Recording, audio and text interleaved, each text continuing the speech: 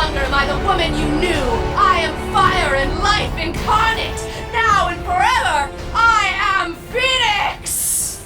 And the Dark Pheonix explodes the jet. All of the X-Men come tumbling to the ground. They regroup, and then Jean starts fighting them, and they're all like, they're so confused. Like, the X-Men are like, what is going on right now? Why are you attacking us? For pity's sake, Jean, why? Ask not for pity from Dark Pheonix, my love.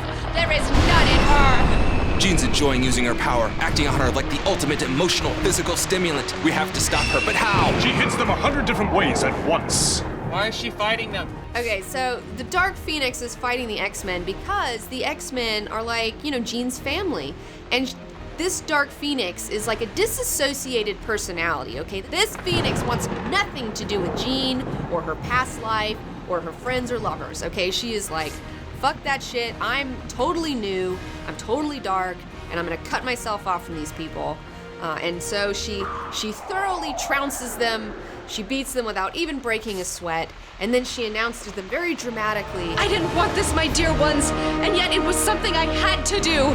By striking you down, I cut myself free of the last ties binding me to the person I was, the life I led. You and I are quits now, X-Men. Our paths will cross no more. My destiny lies in the stars. Phoenix! Saints preserve us! So Dark Pheonix blasts off into outer space, and as she does this, she lets off a power signal so great that it is noticed by the Silver Surfer far away in space. Reed Richards obviously picks it up because he's got all his instruments all the time. You have Doctor Strange who senses it, and even Spider-Man's spider sense goes off when this happens. Okay, he's like, what the fuck is going on right now? Yeah, she's blasting off through space. She's just like going as hard and as fast as she can. She's just like pow, right through Jupiter, right past Saturn. And she's trying to get as far away from Earth as she can. And she realizes that she's not getting far away enough fast enough. So she's like, I know, I'll create a Stargate like I did with the Imcron crystal. So she creates this Stargate, she blasts through into a galaxy far, far away. I mean, like totally off, like we don't even know where the fuck she is. And as Dark Pheonix, Jean loves using her power. I mean, she just uses it like, just without abandon, okay? She's at full Phoenix strength and doesn't give a shit. Because remember when she was regular Phoenix, she had put power blocks on herself psychically. She was scared to use her powers. She didn't really want to use them unless it was a crazy event like the Imcron crystal that she was not going to open up the full throttle of the Phoenix. But as Dark Pheonix, she is all about it. And so when the Dark Pheonix creates this Stargate, just like when she created a Stargate last time, she's super tired from it. Like, it's really taxing to do something like that. It requires a lot of energy.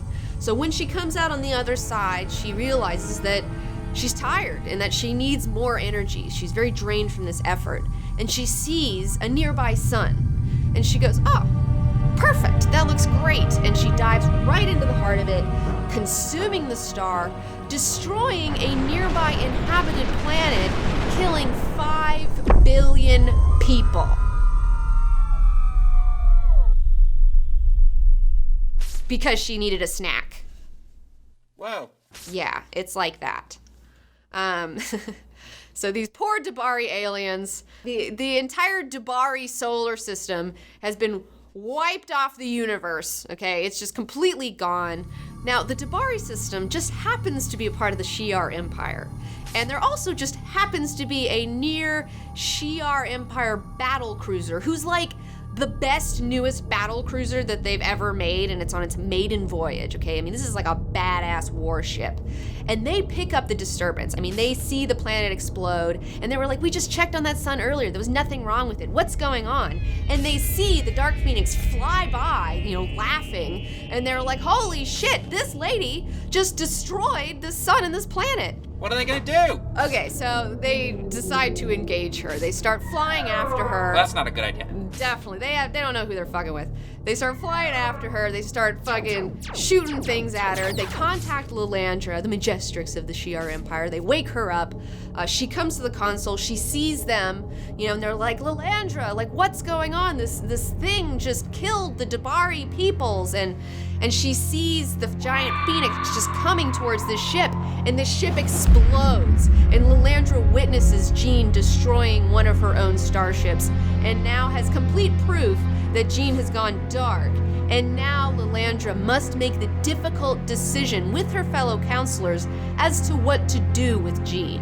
A force so powerful that she threatens the entire galaxy and must be dealt with. Now it seems the child is beneficent no longer, and I fear as well that she means to pick up where my brother left off. Ministers of the Empire, if the universe is to survive, Pheonix must be destroyed.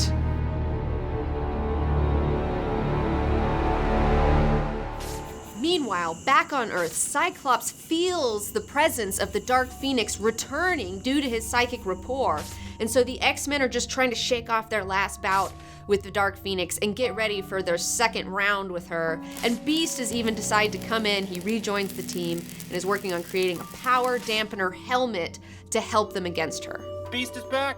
Beast is back. While he was on console at the Avengers Mansion, he saw that the X-Men were in a tangle with the Hellfire Club, and so he's like, I gotta help out my homies. Peace out, Avengers. See ya. X-Men come first. This house on Annandale Road is where Jean Grey was born, where she grew up. She left here years ago to become the X-Man Marvel Girl. For a time, the young goddess stands, unmoving in the front yard, wondering why she came back here. So now, the Dark Pheonix returns from space, and she decides to visit her childhood home. Her mom and her dad and her sister are there. It's the middle of the night, and I feel like maybe she decided to go home because even though the Dark Pheonix is its own entity, Jean is still inside of there, and Jean is still witnessing all these horrible things that the Dark Pheonix is doing, and she's terrified, and that part of her is homesick and just totally upset at what's going on. And so that part of her drives her back to her house. But of course, you know, as usual, when you go visit your parents, when you're a little bit older, they can sometimes be really annoying. And they totally are. You look thin, Jean. Are you eating enough? I'm fine, Mom. I'm not fine. Get out of my mind, all of you. Get out, get out! I never should have come here. I can read Mom's love for me, her concern, but beneath that, on a primal level, buried so deeply she probably doesn't even aware the feeling exists. She's scared of me. And as the Dark Pheonix, she can see through her parents entirely. She knows all of their thoughts. There's no secrets being kept from her. And she can feel how her entire family is terrified of her. And that just makes her feel even worse and just like brings up more and more of these dark feelings that the Dark Pheonix is just feeding off of. It's awful late for an impromptu visit, Jean. Is anything wrong? Dad's worried about me, but he's as edgy as Mom. And Sarah's terrified. She has 2 kids. She knows that I'm a mutant. She's wondering if they're mutants too, if they're gonna turn out like me. Well, what's so wrong with that? I'm Dark Pheonix. I am power incarnate. I hold the fate of the universe in my hands. Can't help myself. I don't want to anymore. I'm reacting to their thoughts, not their words. You fear me, all of you, and with good reason. What I do to this plant, I can just as easily do to you. Good grief! She turned it into a crystal. Who are you? What are you? In heaven's name, what do you want from us? I am what I am. I was your daughter. No! You're not mine. Not any part of me. I deny you. I cast you out. Dad, no, please. Watch your tone with me, old man. You dance with death and worse. So the X-Men show up outside of Jean Grey's parents' house.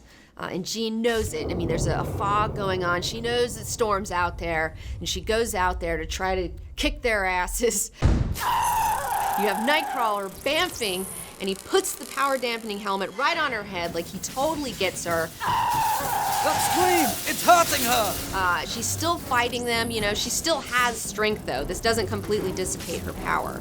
And there gets to a point where Wolverine gets his hands on her finally. She's still too strong for us, and getting stronger all the time. I got no choice. I gotta end this permanently. Forgive me, darling. Getting ready to impale her when Jean's personality emerges, coming through. Do it, Wolverine! Strike while the human part of me is still in control! And she begs him to kill her. She's like, kill me, Wolverine, kill me. But because he sees that it's Jean and that she's still inside of there, he just can't do it, okay? So he hesitates. For an instant, Jean was back. I couldn't. Ah! What a pity, Hank. I've overloaded your precious scrambler. She then turns on her friends, capturing all of them, holding them in place. But Cyclops is still on the loose, and he pops out and he challenges her. Have you come to fight? I hope so. I came to talk. I won't listen. Then kill me. I can't stop you. I won't even try. Be true to your malefic destiny, Pheonix. Kill me, if you can. But if you can't, then ask yourself why. You're Dark Pheonix, power incarnate. No force in existence can stand against you.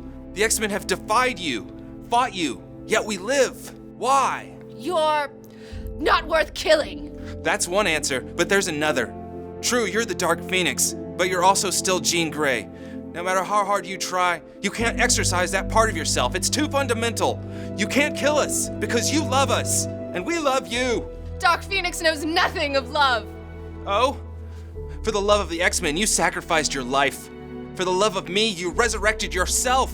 For the love of the whole universe, you almost died a second time to save it. Know nothing of love, Jean? You are love! Your existence, your very creation, springs from love, from the noblest emotions a human can attain. And now, you want to deny that? To deny yourself? Yes. No. I hunger, Scott, for a joy, a rapture beyond all comprehension. That need is a part of me, too. It consumes me. She starts being like, oh my gosh, she starts kind of coming to. And while this is going on, Xavier sneaks up from behind and blasts her with a psychic bolt. And Scott's like, what are you doing? And Xavier's like, get out of the way, Scott. I've got business to attend to. You've just signed your death warrant.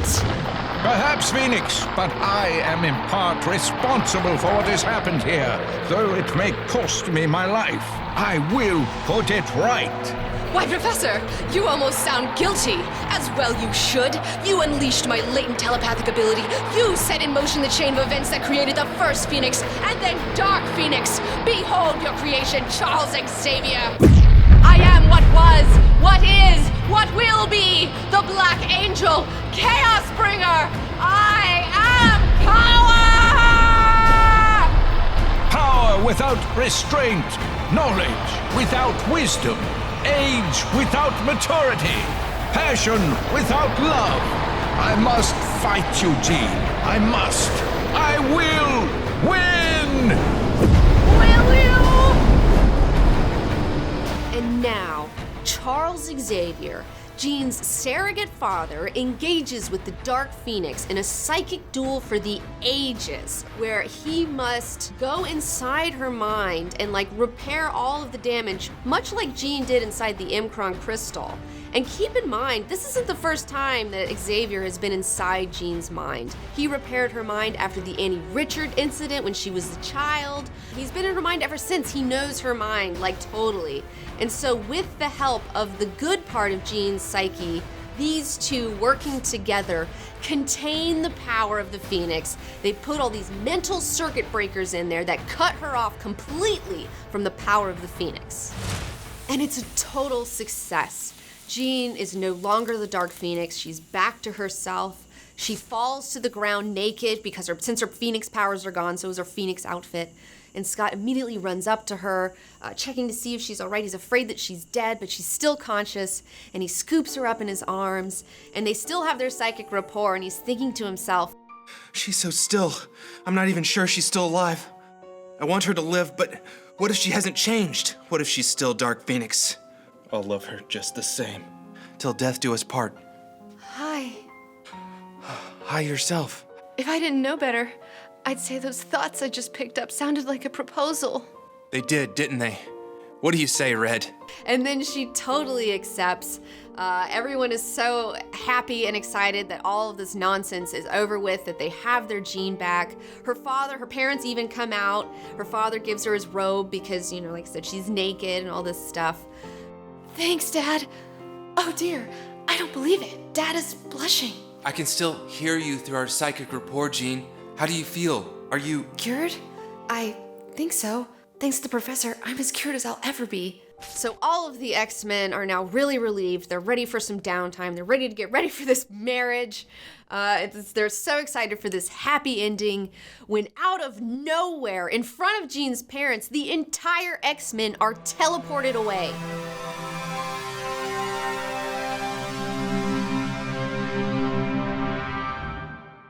What? I know, these X-Men, they just can't get a break, you know? I know how that goes. Teleported, but by who?